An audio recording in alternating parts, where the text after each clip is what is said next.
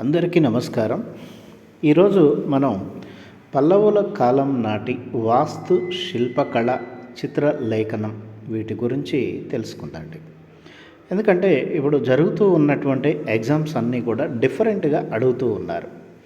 ఆ డిఫరెంట్ ఏంటి అంటే ఒక టాపిక్ ఏదైతే ఉన్నదో ఆ టాపిక్ మొత్తం తెలిసి ఉంటేనే ఆ బిట్ చేయగలుగుతున్నాము. అందుట్లో ఉన్న సబ్ పాయింట్స్ కూడా తెలిసి ఉంటేనే చేయగలుగుతూ ఉన్నాం.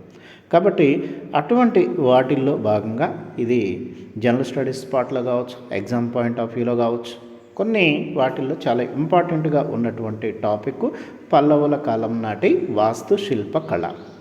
కాబట్టి వాటిల్లో నుంచి చూద్దండి.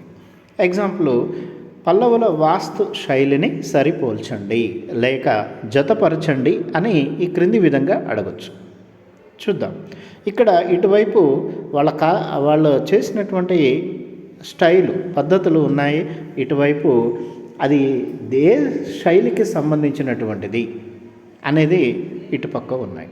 వాటిల్లో ఒకసారి చూసుకుంటే మనం కొండలను తొలిచే పద్ధతి, శిఖరాలు ప్రాకారాలతో కూడినటువంటి పద్ధతి, పెద్ద రాతి నుండి వాస్తు కళారూపాలను చెక్కటం, ఇటుక రాయి సున్నము సాయంతో నిర్మాణాలు. ఇటుపక్క రాజసింహ శైలి, మహేంద్ర శైలి, అపరాజిత శైలి, మామల్ల శైలి. వీటిల్లో సరిపోల్చాం. చూస్తే మనకిక్కడ కొండలను తొలిచి ఆలయాలను నిర్మించే పద్ధతిని మొదటిసారిగా మనకి తమిళ దేశంలో మహేంద్రవర్మ ప్రవేశపెట్టాడు. మహేంద్రవర్మ అని అంటే ఇక్కడ చూసుకుంటే మనకి బి మహేంద్ర శైలి అనేది రైట్ ఆన్సర్. కొండలను తొలిచే పద్ధతిని ప్రవేశపెట్టినటువంటి వ్యక్తి మహేంద్ర శైలి. ఆయన శైలి పేరు, ఆయన పేరు మీదుగానే ఆ శైలికి వచ్చి మహేంద్ర శైలి అంటే 1B అన్నట్టు. తర్వాత నెక్స్ట్ రెండోది చూసుకుంటే శిఖరాలు ప్రాకారాలతో కూడినవి.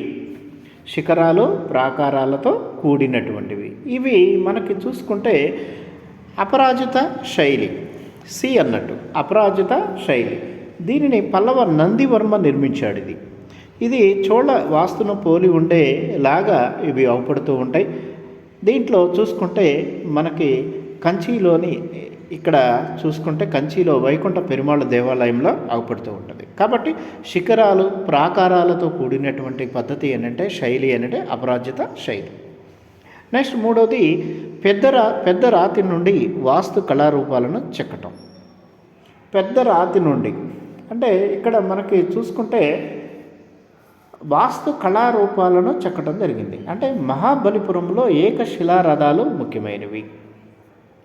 వీటి అన్నిటిని కూడా ఒకే రాతి మీద చెక్కటం జరిగింది అన్నట్టు ఏకశిలా రథాలు. ఇక్కడ ఇది చూసుకుంటే మనకి మామల్ల శైలి. ఇది మామల్ల శైలి అనేది 3D అన్నట్టు. Okay, 3D. ఓకే, నెక్స్ట్ నాలుగోది ఇటుక రాయి సున్నము సాయంతో నిర్మాణాలు.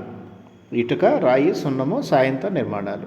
ఇటువంటిది చూసుకున్నప్పుడు మనకి వీటిల్లో చూసుకుంటే ఇంకా మిగిలింది ఒకటే ఉన్నది. అది చూసుకున్నప్పుడు మనకి ఇక్కడ రాజసింహ శైలి అన్నట్టు. మూడవది ఇది రాజసింహ శైలి. దీన్ని రాజసింహుడు లేదా రెండవ నరసింహవర్మ ఇటుక రాయి సున్నం మొదలైన నిర్మాణాలు కొనసాగినాయి. కంచిలోని కైలాసనాథ దేవాలయము రాజసింహ శైలికి తలమానికమైనది. ఎత్తైన గోపురము, ప్రదక్షిణ పదము, చిత్ర స్థలాకారంలో ఉన్న ప్రాంగణంతో కైలాసనాథ దేవాలయం ప్రసిద్ధికెక్కినది. అంటే ఇక్కడ రాజసింహ శైలి. అక్కడ ఇట్లా ఓవరాల్గా చూసుకున్నప్పుడు మనకి C right answer. 1B, 2C, 3D, 4A అన్నట్టుగా. ఇందుట్లో చూసుకుంటే మనం ఇందుట్లో కొన్ని పాయింట్స్ని కూడా చూడవచ్చు. ఇప్పుడు మొదటి మహేంద్రవర్మ కాలంలో మనకి కంచిలోని ఏకాంబరనాథ దేవాలయం ఈ నిర్మాణంలో కట్టించడం జరిగింది. ఈ శైలిలో కంచిలోని ఏకాంబరనాథ దేవాలయంని ఈ శైలిలో నిర్మించారు. తర్వాత మామల్ల శైలి. ఇది మొదటి నరసింహవర్మ కాలంలో రూపుదిద్దుకుంది. దీంట్లో చూసుకుంటే మహాబలిపురంలోని ఏకశిలా రథాలు అన్నట్టు. అట్లాగనే మనకి మూడవ శైలి రాజసింహ శైలి. రాజసింహ శైలి చూసుకుంటే రెండవ నరసింహవర్మ. ఈ శైలిలో నిర్మించినటువంటి కంచిలోని కైలాసనాథ దేవాలయం రాజసింహ శైలికి తలమానికమైనది అన్నట్టు. నెక్స్ట్ అపరాజిత శైలి నాలుగవది. ఇది పల్లవ నందివర్మ నిర్మించాడు. దీన్ని చోళల ఆకారంలో ఉంటుంది. ఇది కంచిలోని వైకుంఠ పెరుమాళ్ దేవాలయం ఈ శైలిలో ఉన్నదన్నట్టు. ఇది వాస్తు శిల్పంలో చూసుకుంటే మనకి పల్లవుల శిల్పం బౌద్ధ సాంప్రదాయాలను పోలి ఉంటుంది. అయితే మొత్తం మీద గుప్త శిల్పానికి దగ్గరగా ఉంటుంది అని చెప్తూ ఉంటారు. మామల్లాపుర శిల్పాలలో గంగావతరణం ప్రపంచ ప్రఖ్యాతిని గడించింది. మనకి ఆచార్య నీలకంఠ శాస్త్రి మాటలలో గంగావతరణం రాతిలో రచించిన ఒక శాస్త్రీయ పద్య కావ్యం. అర్జునుని తపస్సు అను వేరొక శిల్పము పల్లవుల శిల్పానికి సజీవ రూపం. నెక్స్ట్ చిత్రలేఖనం పల్లవుల కాలంలో చాలా విశేషమైన ఆదరణ పొందింది. మొదటి మహేంద్రవర్మ గొప్ప చిత్రకారుడు. దక్షిణ చిత్రకారపురి అనే గ్రంథాలని రచించడం జరిగింది. పల్లవ చిత్రలేఖనం అజంతా శిల్పానికి బిడ్డ వంటిది అని చెప్పవచ్చు. దీనిపై ప్రతిరూపాలను మహాబలిపురంలోని ఆదివరాహ గుహలోను, సిత్తన్న వాసల్లోని పద్మ సరోవరంలోనూ కనిపిస్తాయి. ఇక్కడ చూసుకుంటే మనకి దక్షిణ చిత్రకార అనే గ్రంథాన్ని రచించినటువంటి వ్యక్తి ఎవరు అని అంటే మహేంద్రవర్మ. లేకపోతే పల్లవ రాజుల్లో గొప్ప చిత్రకారుడైనటువంటి వ్యక్తి ఎవరు అన్నా కూడా మహేంద్రవర్మ. అట్లాగే అజంతా శిల్పానికి దగ్గరగా ఉన్నటువంటి చిత్రలేఖనం ఈ క్రింది వానిలో ఏది అనంటే దాంట్లో పల్లవులది అని చెప్పవచ్చు అన్నట్టు. ఓకే, నెక్స్ట్ మనకి పల్లవుల విద్యా సంస్థలు చూసుకుంటే మనకి అప్పటిదాకా తొలి దశలో జైన బౌద్ధ విద్యా కేంద్రాలే ఉండేవి. కానీ ఈ కాలానికి వచ్చేసరికి విద్యా కేంద్రాల్లో సంస్కృతం, బౌద్ధ వేదాంతం, జ్యోతిష్యం మొదలగునవి వచ్చేసినాయి. పల్లవుల విద్యా కేంద్రాలను గట్టికలు అని పిలిచేవాళ్ళు అన్నట్టు.